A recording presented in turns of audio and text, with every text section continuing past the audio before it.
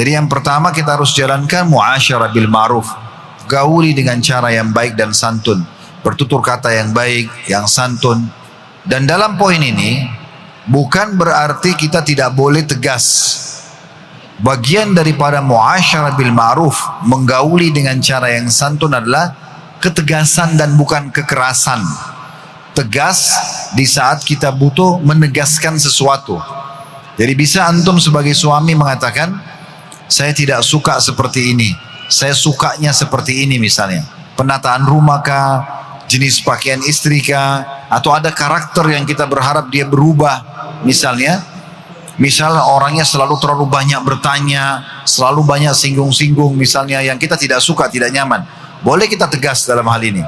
Ini masuk dalam muasyarah bil ma'ruf, menggauli dengan cara yang tepat dan santun, ya. Tapi tidak boleh keras, ya. Yang boleh tegas, ya. Kemudian yang kedua, yang merupakan haknya istri, kewajiban suami adalah nafkah. Nah ini tadi yang disebutkan, mencari nafkah, mencari rezeki itu. Dan nafkah ini kita memenuhi 5 hal. Makanan, minuman, pakaian, tempat tinggal, dan transportasi. Semampu kita. Jadi berfokus nafkah di 5 hal. Makanan, minuman, pakaian, tempat tinggal, dan transportasi. Serta poin ini, itu semampu suami. Makin Allah bukain rezeki, makin kita loyal dengan istri kita. Boleh memberikan makanan yang lebih baik, minuman lebih baik, pakaian lebih baik, tempat tinggal lebih baik, transportasi lebih baik. Kita berikan. Dan memang dia tetangga bantal kita, orang yang paling layak dan pantas kita bahagiakan, ya. Itu yang kedua, nafkah, yang merupakan kewajiban suami. Berarti haknya istri, ya. Jadi gauli dengan cara yang santun dan jelas, tegas, ya, tepat. Kemudian yang kedua baru masuk kepada nafkah. Kemudian yang ketiga adalah hak biologis, memenuhi biologis istri. Nah dalam hal ini harus diperhatikan adab-adab syar'i, seperti tidak boleh menggauli kemaluan istri di saat haid dan nifas, tidak boleh meletakkan, memasukkan kemaluan ke dalam dubur istri, sebagaimana banyak dicontohkan oleh film-film yang tidak benar, ya, film-film porno dari barat sana, itu semua tidak boleh. Kemudian juga harus diperhatikan, tidak boleh, ya, lupa atau jangan lupa membaca doa yang kata Nabi SAW, kalau kalian ingin menggauli istri kalian, maka ucapkanlah atau bacalah, Allahumma jannibna minasyaitan wa jannib syaitani ma razaqtana. Ya Allah, jauhkanlah kami dari syaitan dan jauhkan syaitan dari apa yang kau karuniakan kepada kami. Kata Nabi SAW, kalau Allah karuniakan mereka anak dari hubungan biologis tersebut, maka anak itu tidak akan diganggu oleh syaitan selamanya. Itu adab-adabnya, ya. Jadi harus menjauhi menggauli istri di kemaluan di saat mereka haid dan nifas. Tidak boleh juga memasukkan atau menggauli istri dari dubur. Kemudian jangan lupa membaca doa, Allahumma jannibna minasyaitan jannib syaitani ma razaqtana. Dan ini yang dianjurkan adalah laki-laki yang membacanya. Kemudian yang keempat, juga kalau ingin atau selesai melakukan hubungan biologis, maka yang paling afdol mandi. Langsung mandi junub di saat itu. Jangan ditunda. Kalau teman-teman selepas biologis dengan istri masih ingin menunda mandi junubnya, maka minimal sekali membersihkan kemaluan dan kemudian baru masuk ke wudu, baru tidur, boleh. Sebagaimana Umar bin Khattab radhiyallahu anhu pernah berkata, pada saat sholat subuh bersama Nabi SAW, dia mengatakan, ya Rasulullah, semalam saya keliru karena saya tidur dalam kondisi junub, tidak langsung mandi. Kata Nabi SAW, kalaupun kau harus lakukan, minimal kamu wudhu dulu. Berarti maksudnya adalah lebih afdal mandi dulu, kemudian baru wudhu. Sama juga sabda Nabi SAW, kalau kalian ingin mengulangi interaksi biologis itu, wudhulah. Karena wudhu itu lebih memotivasi kalian. Wudhu lebih mendorong dan memotivasi kalian. Nah ini poinnya. Jadi hak yang ketiga adalah biologis, dengan memperhatikan adab-adab biologis tersebut dalam Islam. Kemudian yang keempat adalah perlindungan. Kita harus memberikan perlindungan yang tepat buat istri. Berikan dia tempat yang paling aman. Misalnya teman-teman menyiapkan di komplek perumahan, karena di komplek perumahan itu ada security, ada keamanan. Misal semampu kita, kalau kita masih mampu kontrakan, kos-kosan tidak masalah. Tapi selama kita mampu untuk menyiapkan tempat yang lebih layak, kenapa tidak? Ya, ditempatkan saja di tempat yang lebih layak gitu ya, lebih pantas. Nah itu yang dimaksudkan. Kemudian yang kelima, yang terakhir, kewajiban suami adalah pendidikan. Mendidik istri untuk belajar agama Islam, terutama berhubungan dengan hukum-hukum dia sebagai wanita, hukum haid, hukum nifas, ya, hukum menyusui, kemudian hukum keutamaan didapatkan kalau dia merawat rumahnya, ya, kemudian juga menjaga amanah harta suaminya. Itu yang difokuskan. Jadi pertanyaan pertama ini kita jawab dengan beberapa jawaban. Jawaban yang pertama adalah tidak boleh seorang laki-laki hanya memilih salah satu dari 5 kewajibannya tadi. Karena kan tadi keluhan si penanya adalah sebagaimana hukumnya kalau suami hanya fokus cari nafkah, sibuk, pokoknya dari keluar rumah sampai masuk rumah lagi, di rumah pun masih sibuk, terus telepon-teleponan dan urus semuanya pekerjaan, sehingga istri hanya sebagai boneka saja di rumah, tidak pernah diajak ngobrol, tidak pernah diajak makan sama-sama, mungkin tidak pernah bercumbuan dan segala macam. Ini keliru, ini satu hal yang keliru ya. Itu dari situ sisi dulu. Sisi yang lain, pertanyaan tadi yang di akhir itu, apakah di saat suami kurang perhatian, istri yang harus memulainya? Jawabannya iya, tidak ada masalah istri yang memulainya. Ya, apa kira-kira teman-teman yang dijual oleh, maaf saya bahasakan ini, pelacur? Pelacur itu jual apa di luar sana? Terutama bagi akhwat kita di belakang ya. Coba direnungi, kira-kira perempuan nakal itu mereka jual apa? Mereka jual pakaiannya yang seksi, mereka jual rayuannya, godaannya. Setiap ada tamunya datang ke diskotik atau ke karaoke, maka yang pertama dia tawarkan itu jasanya. Bagaimana dia senyum, bagaimana dia merayu, bagaimana dia tampil dengan seksi, bagaimana dia wangi. Sebenarnya ini semua perangkat-perangkat utamanya istri, tapi dipakai oleh perempuan yang salah gitu ya. Jadi harusnya istri itu menjadi lebih hebat secara retorik yang mereka gunakan dalam menghibur suami daripada pelacur-pelacur itu. Memang suami pada saat datang dia yang sambut dengan pakaiannya yang seksi, dengan badannya yang wangi, dengan tutur katanya yang santun, gitu kan? Dengan bagaimana dia menghibur suaminya, itu tidak ada masalah. Dia memulainya, bukan sesuatu yang aib itu, ya. Bahkan saya pribadi melihat justru ini pointernya, ini pemicu utamanya. Kita bisa bayangkan sebagai suami pada saat kita pulang rumah, istri udah dandan rapi, udah wangi, udah bersih, menyambut dengan hangatnya, dengan senyumannya, dengan sentuhannya yang lembut, maka pasti akan memotivasi kita untuk mau menggaulinya. Maka hiduplah suasana interaksi biologis dan kemesraan di antara mereka. Maka itu memang yang dilakukan. Ini dicontohkan oleh Ummu Sulaim. Dicontohkan oleh Ummu Sulaim radhiyallahu anha. Ummu Sulaim pernah Allah karuniakan anak laki-laki dari suaminya yang bernama Abu Talha. Dikarunia satu anak laki-laki, dan ternyata qadarallahu wa ma syaa fa'al, anak itu pada saat lahir sakit keras, dan Abu Talha merasa sangat sayang sama anak ini karena dia sangat cinta dengan Ummu Sulaim istrinya. Dia bangga sekali dapat anak dari Ummu Sulaim ini. Maka dia pun akhirnya Abu Talha ini merasa sedih karena anak ini sakit. Menjelang sholat maghrib di kota Madinah pada saat itu, maka Abu Talha mengatakan pada Ummu Sulaim, saya ingin sholat dulu, tolong jaga baik-baik anak ini. Subhanallah, baru berapa langkah saja jalan ya si Abu Talha ke masjid Nabi SAW, ternyata pada saat itu meninggal anak tadi yang kecil itu. Waktu meninggal, kata Ummu Sulaim radhiyallahu anha kepada orang-orang di rumahnya, jangan ada yang menyampaikan tentang kematian anak ini kepada Abu Talha kecuali saya. Lalu kemudian Ummu Sulaim pun dandan dengan sangat cantik di malam itu, kemudian menyiapkan makanan masakan yang paling enak. Selepas sholat Isya, Abu Talha suaminya pulang dari Masjid Nabawi menuju ke rumah.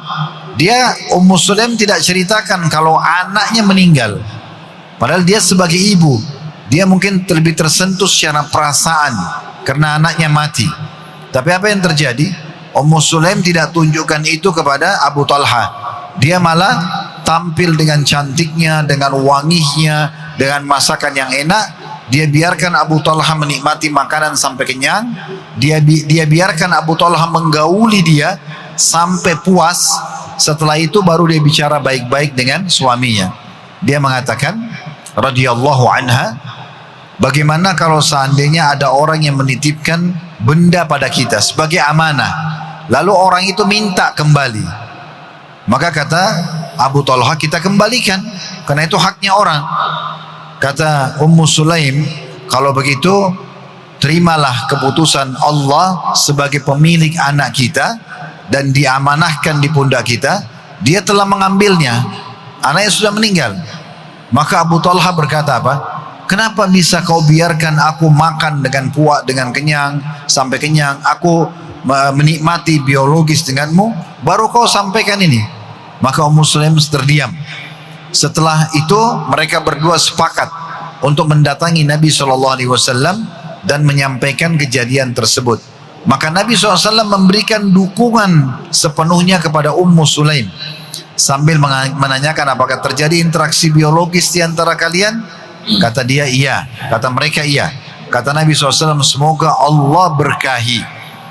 Maka akhirnya Ummu Sulaim hamil dari interaksi biologis malam itu dan melahirkan 9 bulan ke depan anak laki-laki lagi. Jadi kalau pertanyaan tadi itu, apakah memang perempuan harusnya memulai? Jawabannya iya. Nah, itu bukan aib. Justru ini saatnya dia menjadi orang atau wanita penghibur buat suaminya. Karena ini yang halal gitu kan. Sebagaimana kita juga sebagai suami, inilah saatnya kita boleh menikmati seorang wanita dari rambut sampai kakinya. Karena memang ini yang dihalalkan oleh Allah Subhanahu wa ta'ala. Ya. Baik Ustaz. Nah, pertanyaan berikutnya ini Ustaz, bagaimana kalau sebaliknya Ustaz? Ini ada pertanyaan dari Instagram dengan akun @agusrifani. Bagaimana kalau istri sudah tidak ada rasa lagi kepada suami Ustaz? Dan istri juga menolak ajakan untuk berhubungan. Nah ini kalau ketemu kondisi seperti ini gimana Ustaz? Terdengar ya pertanyaannya? Bagaimana kalau seorang istri sudah tidak ada rasa suka sama suaminya? Ya. Gitu ya? Betul. Ya. Tadi maksudnya apa, boleh dia ngajukan perceraian gitu? Nah, jadi pertanyaannya ini hanya gimana kalau istri ini udah nggak suka lagi terus suka nolak diajak berhubungan biologis. Nah ini waswas syaitan. Waswas syaitan. Pertanyaan sederhana, kenapa si istri sudah nggak suka sama suaminya? Apa sebabnya? Kalau sebabnya karena misal suaminya memang jahat, tidak sholat, suka memukul, tidak menjalankan kewajiban, tidak memberikan nafkah misalnya, tidak melindungi, wajar, itu normal-normal saja. Karena si suami tidak menjalankan kewajiban, istrinya sudah nggak suka, itu biasa. Bahkan kalau sampai level si istri mengajukan khulu atau perceraian karena memang suaminya sudah tidak memberikan haknya, itu boleh, itu boleh. Tetapi kalau suaminya baik-baik saja, suaminya nggak ada masalah, suaminya soleh, baik, memenuhi kebutuhan dia, kenapa dia membencinya? Berarti ini dari syaitan, nggak boleh diiyakan. Tidak boleh dia mengiyakan bisikan syaitan untuk tidak melayani lagi suaminya, karena ini haram hukumnya dalam Islam. Kata Nabi SAW dalam sebuah hadis yang sahih, kalau seandainya seorang istri berada di corong asap rumahnya, berada di corong asap rumahnya, kemudian dipanggil oleh suaminya untuk interaksi biologis atau melayani suami, maka tetap wajib dia untuk mendatanginya, ya, untuk mendatanginya. Ada kisah terjadi di masa Aisyah radhiyallahu anha, seorang wanita datang kemudian menemui Aisyah dan berkata, bagaimana hukumnya kalau kami tidak ada keinginan untuk melayani suami, lagi malas, lagi marah, apakah kami berdosa kalau kami tidak melayani biologisnya? Kata Aisyah radhiyallahu anha, iya berdosa, iya berdosa gitu. Maka kemudian berkatalah perempuan tersebut, bagaimana kalau kami sedang haid? Maka Aisyah mengatakan, saya akan menceritakan pengalamanku kepadamu.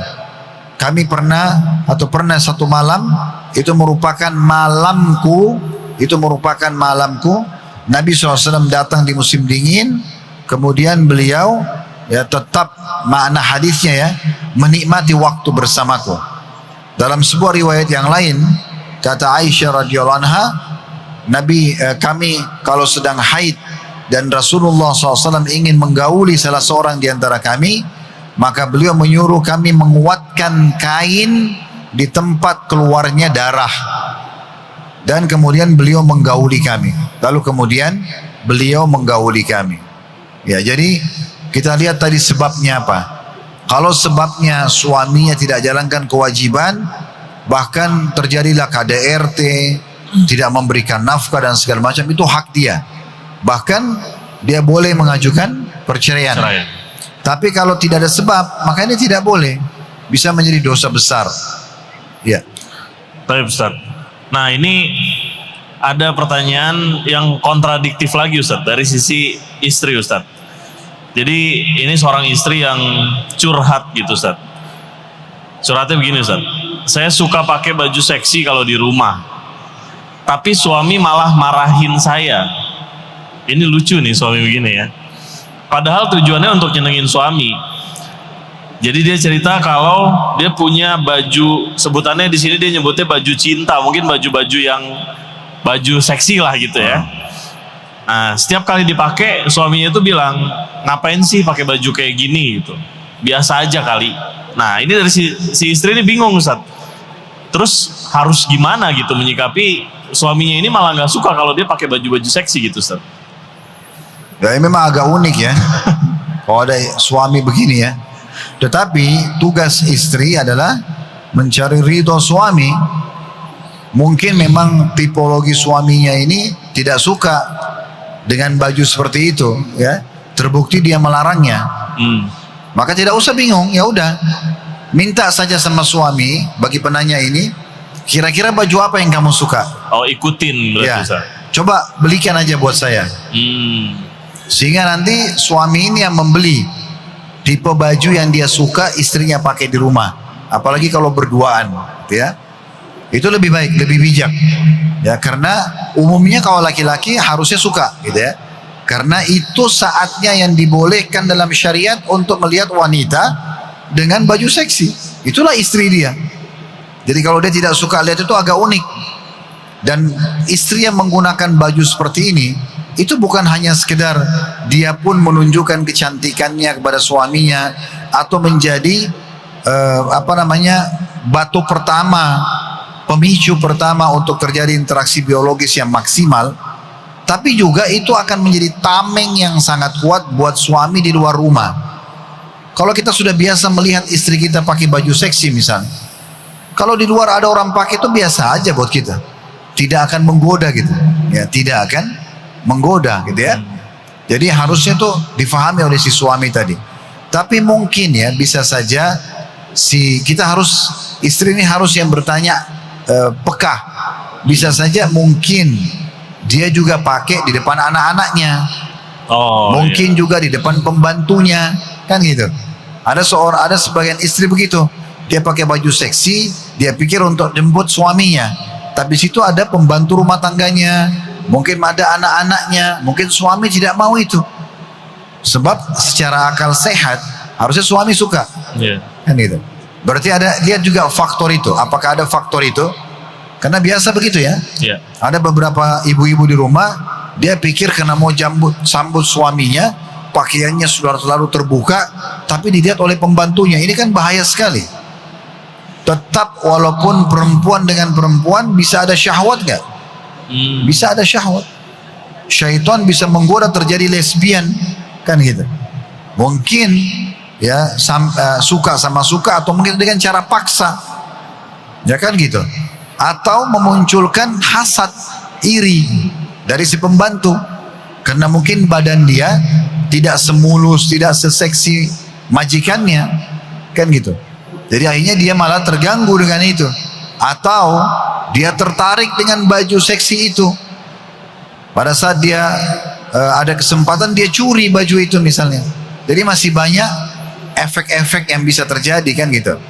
Jadi si istri ini harus lihat, kalau teguran suaminya ternyata berduaan di ranjang pun, dia pamit ke kamar mandi, dia ganti bajunya, dan ternyata cuma berdua suami tolak.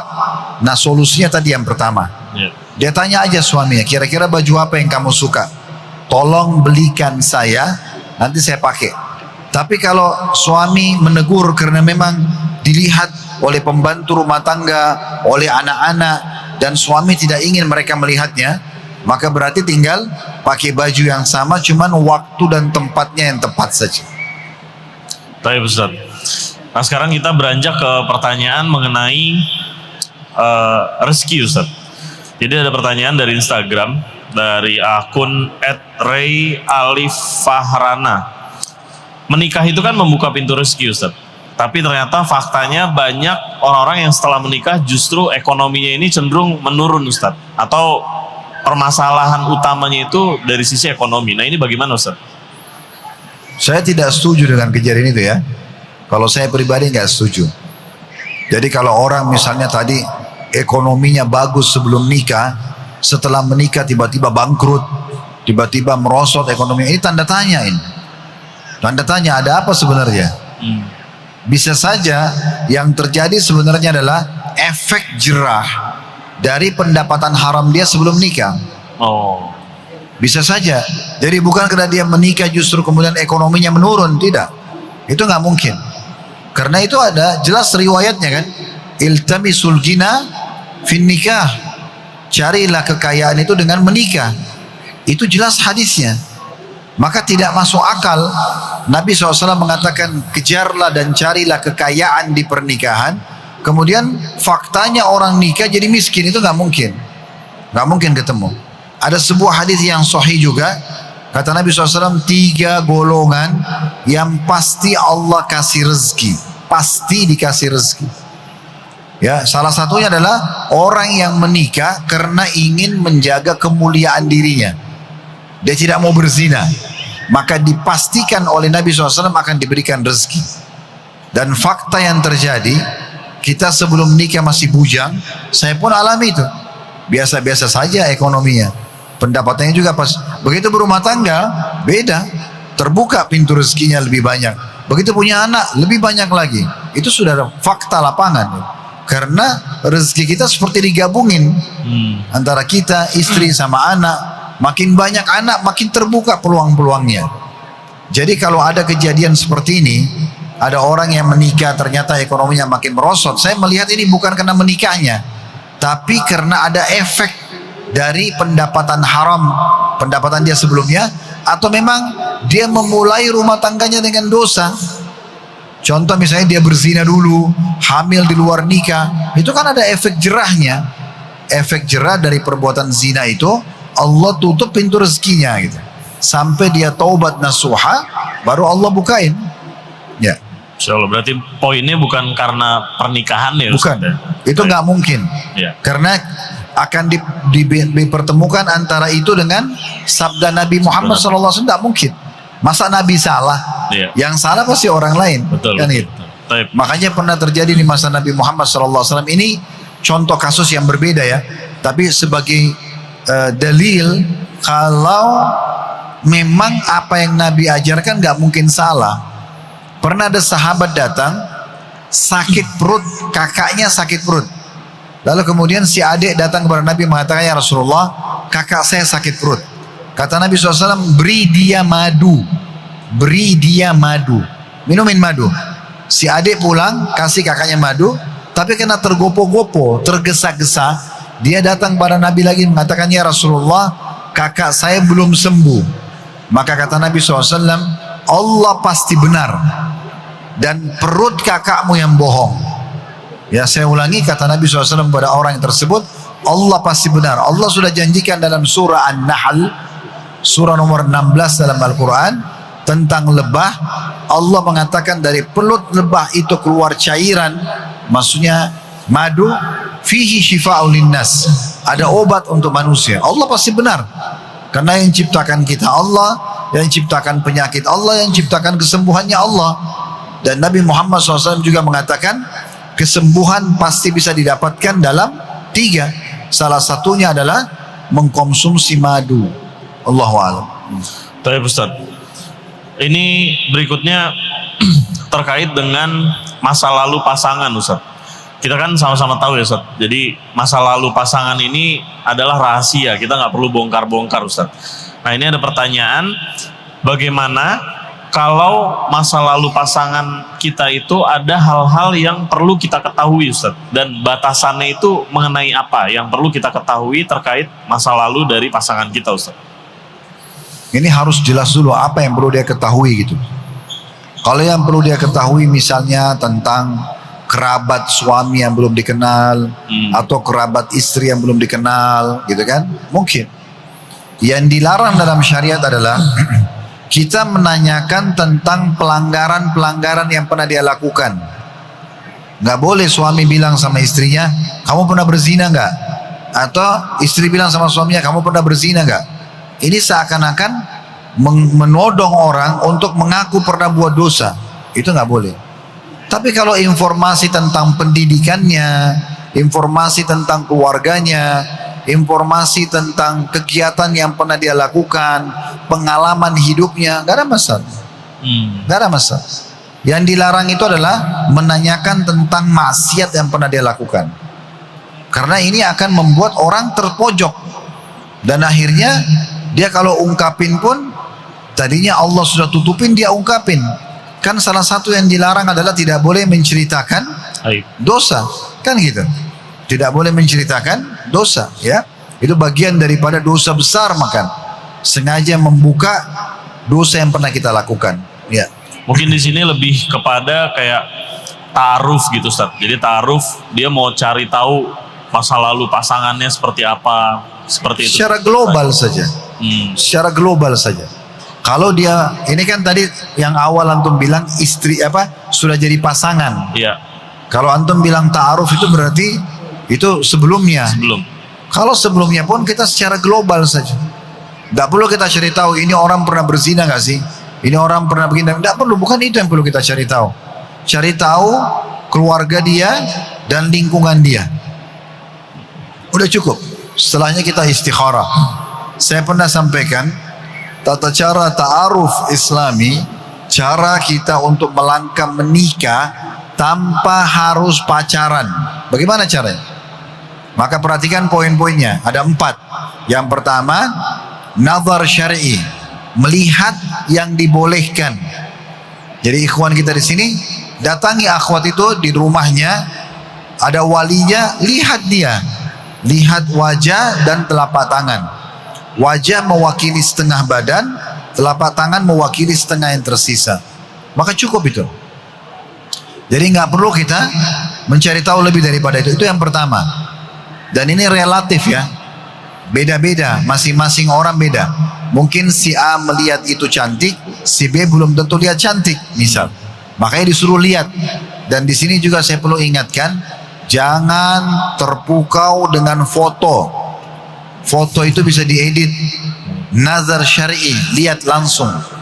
Ada kejadian seorang ikhwan, dia terus saja dikirimkan foto oleh calon istrinya, kemudian dia sampai melamar tidak pernah ketemu.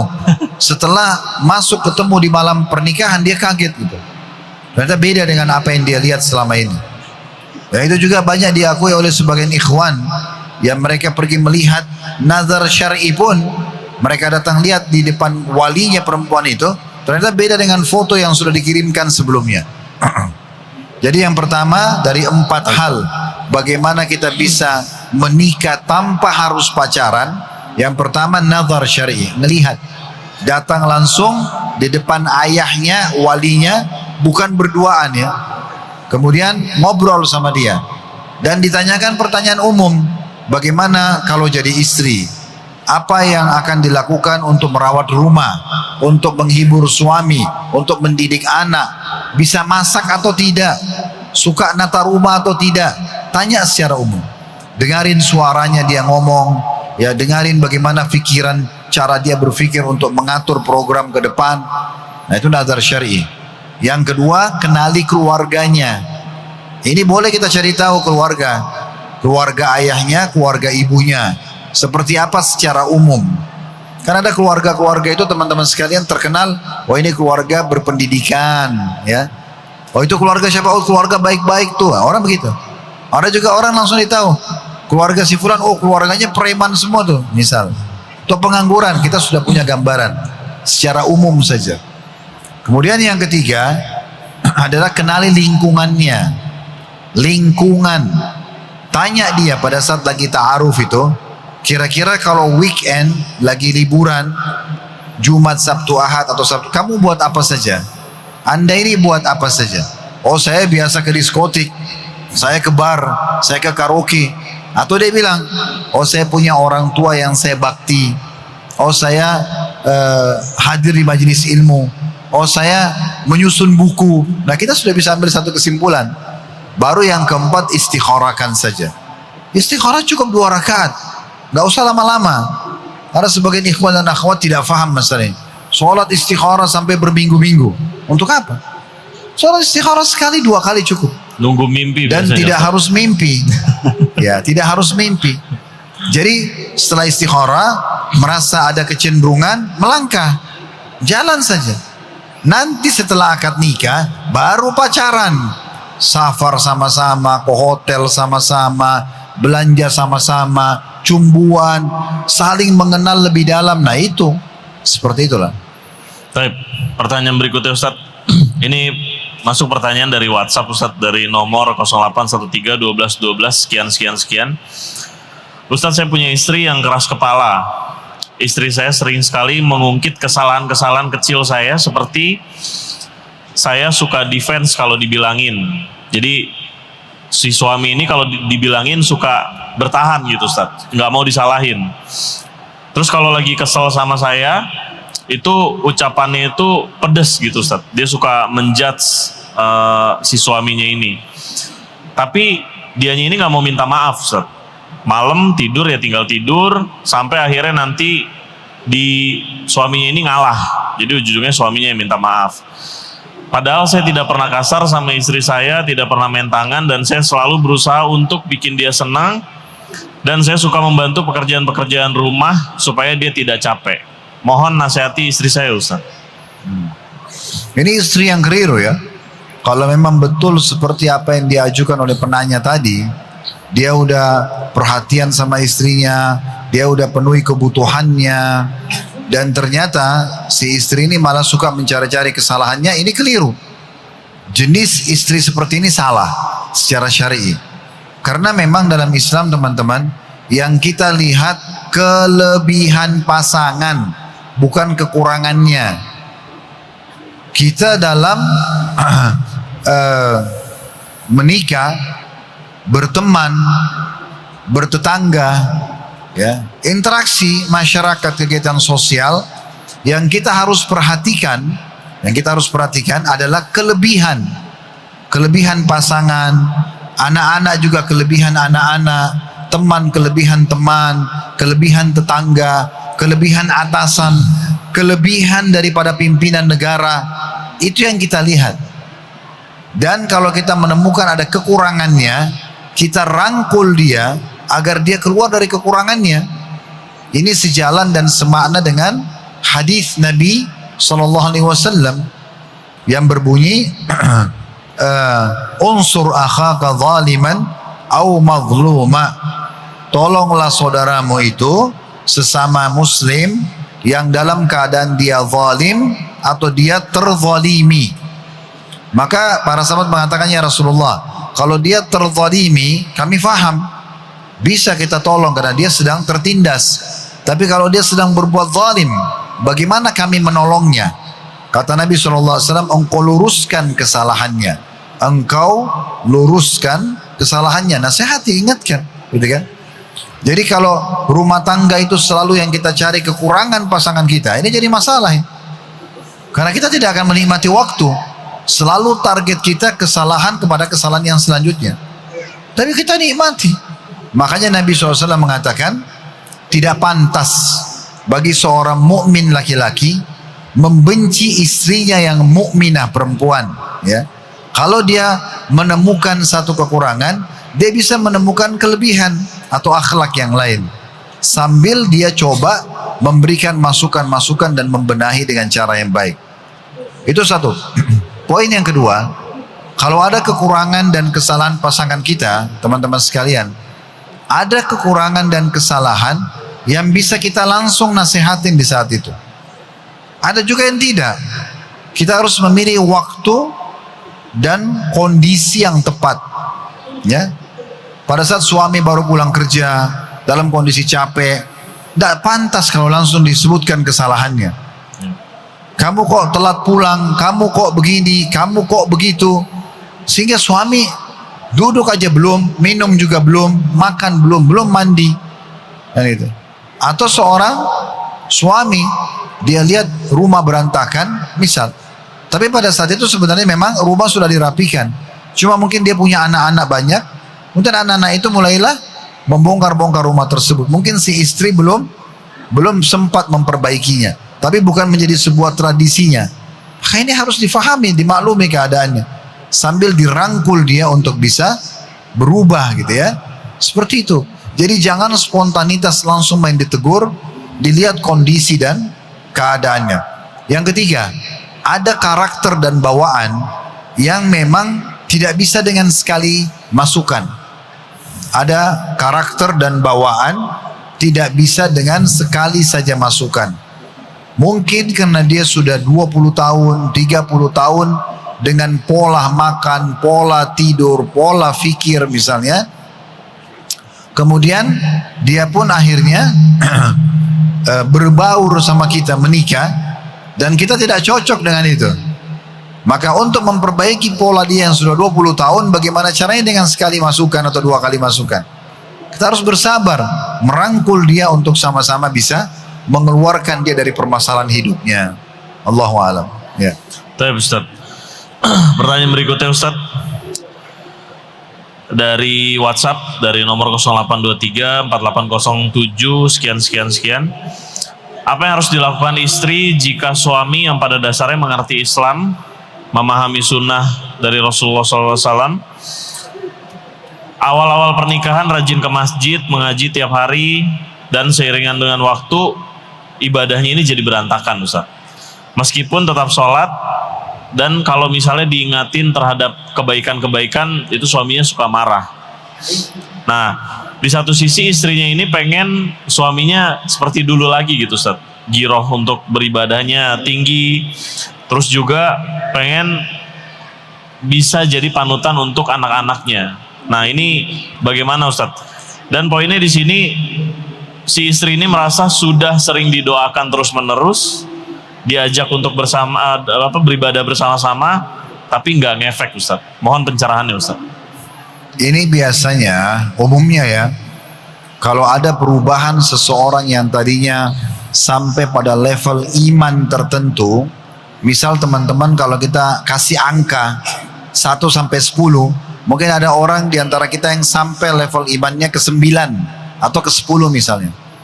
Kemudian dia membuka pintu dosa, dianya membuka pintu dosa. Mulailah dia menonton yang haram, mendengar yang haram, bergaul yang haram, punya pendapatan yang haram misalnya. Kemudian droplah dia, imannya turun dari level 10 ke level 6 misalnya.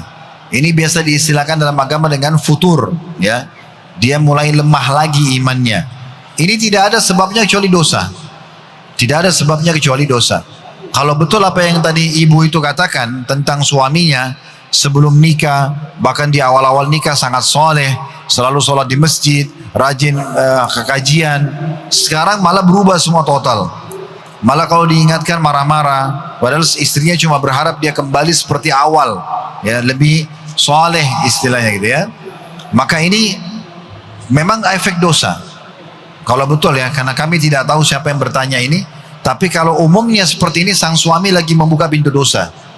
Dan biasanya dosanya itu sudah masuk ke kategori dosa besar.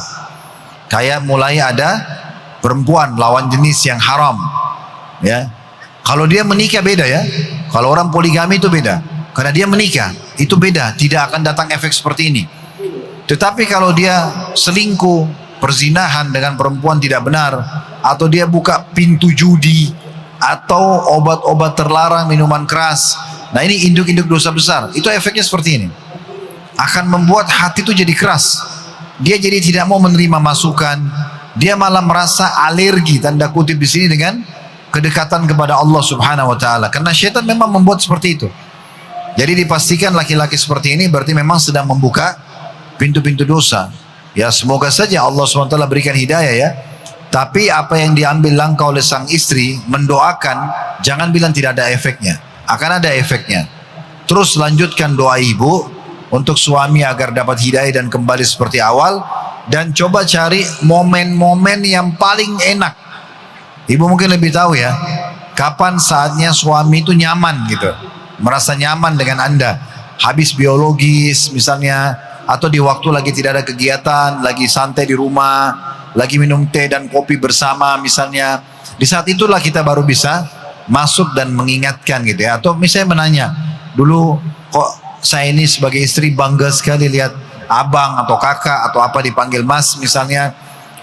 Dulu rajin sekali sholat, dulu gini-gini, dan saya bangga punya suami begitu. Tapi sekarang saya sedih, kenapa suami saya banyak berubah? Tapi di waktu yang tepat ya, di waktu yang tepat. Allahu a'lam. Baik Ustaz, kita beranjak ke pertanyaan terakhir Ustaz sebagai penutup. Ini pertanyaan dari WhatsApp dari nomor 0878 8108 sekian. Jika seorang istri memiliki pendapatan lebih besar dari seorang suami Ustaz, dan ini menyebabkan suaminya lebih memilih untuk mengurus rumah tangga Ustaz, dan mensupport istrinya dengan penuh, dengan beranggapan rizki itu datang dari pintu mana saja. Dan di sini suami fokus ngurusin rumah, mensupport istri, dan sholat berjamaah, belajar tentang agama di rumah, mendengarkan kajian segala macam. Nah, apakah pola seperti ini bisa dibenarkan Ustaz? Enggak, keliru. Saya ulangi ya. Jadi pertanyaan yang terakhir masuk di media atau di WhatsApp kami itu, bagaimana dengan suami yang melihat pendapatan istrinya lebih besar dan merasa pendapatan itu sudah mencukupi untuk rumah, dia ambil sebuah keputusan untuk dia fokus justru urus rumah dan mensupport istrinya dengan pekerjaannya. Apakah sikap seperti ini dibolehkan? Jawabannya tidak. Jawabannya tidak. Tidak akan pernah gugur kewajiban suami untuk mencari nafkah walaupun istrinya sudah punya income. Ya. Kita bedah masalah ini ya. Kalau istri tidak punya pendapatan kecuali dari suaminya, maka di sini mutlak kewajiban suami memberikan semua kebutuhannya. Kalau misalnya sang istri punya pendapatan, suami juga punya pendapatan, ini juga belum menggugurkan kewajiban suami memberikan nafkah istrinya. Kecuali satu keadaan, si istri bilang, saya karena sudah punya pendapatan, saya punya kemampuan, saya tidak perlu dinafkahi. Saya tidak perlu dinafkahi. Maka di saat itu sang suami gugur kewajiban memberikan nafkah. Tetapi kalau istri punya pendapatan, suami punya pendapatan, dan istri belum mengatakan perkataan tadi ya, dia belum bilang udah gak usah kasih saya nafkah, dia tidak bilang itu, tetap wajib dia memberikan nafkah gitu ya. Kalau keadaan selanjutnya adalah istri punya pendapatan, suami punya pendapatan, kemudian terjadi misalnya kesepakatan. Kesepakatan itu adalah udah salah satu di antara kita saja yang kerja. Apakah suami atau istri? Di sini tetap yang kerja suami, nggak boleh istrinya. Karena istri nggak punya kewajiban untuk itu. Perempuan itu kalau sudah keluar dari rumah, fitnahnya terlalu besar. Dan siapa kira-kira yang akan merawat rumah, siapa yang akan merawat anak-anak, dan tidak pantas kalau si laki-laki ini justru yang mengambil alih pekerjaan tersebut, ya. Allahu a'lam. Begitu. Baik Ustaz, syukron Ustaz atas jawaban-jawabannya dari pertanyaan-pertanyaan. Mudah-mudahan buat teman-teman ikhwani akhwati fillah bisa mendapatkan ilmu yang sangat bermanfaat, dan mudah-mudahan buat teman-teman yang punya keresahan-keresahan dan pertanyaan-pertanyaannya tadi sudah tepat, mudah-mudahan bisa lebih baik lagi rumah tangganya, dan tentunya kita bisa berharap agar rumah tangga kita senantiasa dilindungi oleh Allah Subhanahu wa taala. Kita tutup talkshow kita pada siang hari ini Ustaz dengan doa kafaratul majelis. Subhanakallahumma bihamdika asyhadu alla ilaha illa anta astaghfiruka wa atubu ilaik. Assalamualaikum warahmatullahi wabarakatuh.